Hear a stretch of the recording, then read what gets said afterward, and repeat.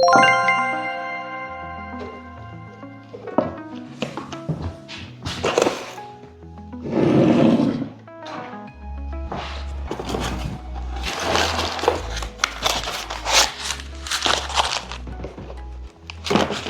Iekapilietis, mācījos šajā skolā 4. kur pašlaik atrodamies arī dienas centrā. Izmācījos par elektriķi un radiotehniķi. Un šajos amatos es nostrādāju praktiski visu mūžu. Ietekmē, ka visu laiku jābūt uzvilktam, domāt, plānot dienu, nedēļu un uzdrošināja pamēģināt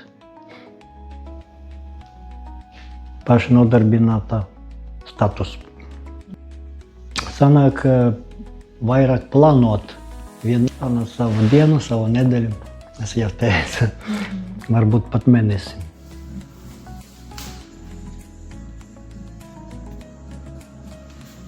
Nepierasti bija, ka veicot remontus, jeb kādu palīdzību,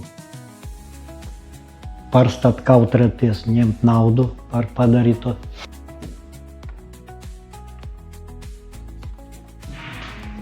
Nākotnē es plānoju izveidot nelielu reklāmu, kaut vai tepat dienas centrā un vispirms piedāvāt savu palīdzību senioriem,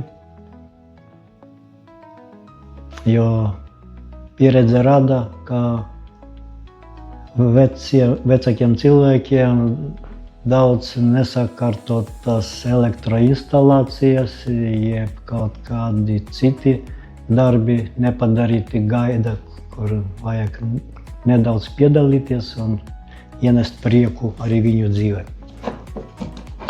Es ieteiktu pārdomāt visu, pareiķināt savu laiku, iespējas un uzdrošināties.